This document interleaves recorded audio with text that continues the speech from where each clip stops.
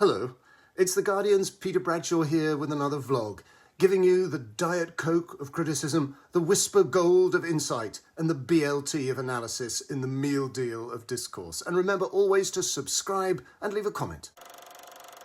I feel the need to talk about Yellow Letters, the winner of the Golden Bear Award at the Berlin Film Festival, a festival which is currently tying itself in knots, first for its alleged failure to be political on the subject of Gaza, and now for being too political on the subject of Gaza. Trisha Tuttle is reportedly on the verge of losing her job as festival director for allowing a pro-Palestinian comment at the award ceremony. Yellow Letters is an odd, subdued, ultimately rather lightweight drama, chosen, I suspect, by the Berlin jury for its safely political tone and to avert criticism that the festival had naively avoided politics. It comes from German-Turkish director Ilker Çatak, disappointing considering it's the recipient of the top prize, and indeed as a film from this director, whose previous work, The Teacher's Lounge, was much more valuable and more pointed. Its ostensible subject is the repression and growing anti-intellectual tyranny of Erdogan's Turkey. And it's here that a famed stage actress, Derya, played by Özgün Ümal, and her academic husband Aziz, played by Tansu Biser,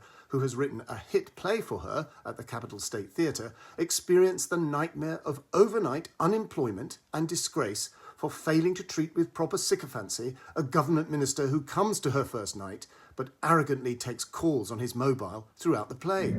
Sen harbiden tiyatroyla dünyayı kurtardın mı sanıyorsun? Aynen öyle sanıyorum. Yazdıklarım, oyunlarım hepsi hayattan besleniyor. Ne oldu lan? Abi sana haber gelmedi mi daha? Hepimiz. Etraf vatan haini, terörist kaynıyor dediler. Bu yolda herkes nerede duracağını bilsin. Bu kadarcıksa. Busun. Ne dedik? Problemden değil, korkusundan korkacaksın. Sarı sarılar. Hadi bakalım ne geliyor? Hakkını sonuna kadar savunacaksın evladım. Bir fikre sahip olmak cürüm değilse ona lisan vermek de cürüm değildir Sayın Hakim. Kendi başınıza gelene kadar çok dağıtıyorsa buna dokunmadınız sonuçta. Şansını yükseltmemiz adına geçmişteki bazı paylaşımlarını silmen faydalı olabilir diye düşünüyorum. Senin hiçbir etik değerin kalmamış. Ben direnmek... Boş hayaller peşinde koşuyorsun. Yahu sen koşma.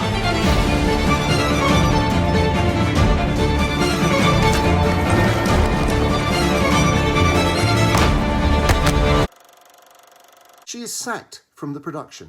He is fired from his teaching job for alleged subversion, and they have to live in his mother's flat in Istanbul with their teen daughter. Aziz takes a job as a taxi driver, but begins to work on a radical new play about their situation, starring Derya, called Yellow Letters. These, of course, being the chilling official missives that they receive from the Kafkaesque authorities, relieving them of their respective jobs. And it is in Istanbul that they must confront a new crisis about their professional and artistic future and their future together as a family. But the film is not shot in Turkey. Berlin stands in for Ankara and Hamburg for Istanbul. There are no attempts to disguise them. On the contrary, there are very obvious, recognizable landmarks, and in fact both locations are introduced as such in intertitles, Berlin als Ankara and Hamburg als Istanbul. Why, apart from the obvious impossibility of shooting such a subversive film in Turkey? Perhaps it's to convey the sense of spiritual and artistic exile experienced by Turkish Germans of Çatak's generation, seeing how the motherland has descended into nationalist bullyism. But as a stylized device or Brechtian alienation, it never really generates all that much in the way of heat or light. And there is the secondary unaddressed issue of how Germany, like the rest of Europe and the UK, is having a growing nationalist problem of its own. Finally, Derya is offered a demeaning but lucrative TV gig on a soap opera, which means abandoning Aziz's play. And it looks like an insoluble problem. But a pretty glib crisis involving their teen daughter brings them all together, and things are apparently squared by Derya doing the TV show, and we get an unsatisfying cop-out which fails to answer the serious questions which the film had appeared to raise. It's a weird and unsatisfying choice for the Berlinale, which had good films, very good films, but this really wasn't one of them.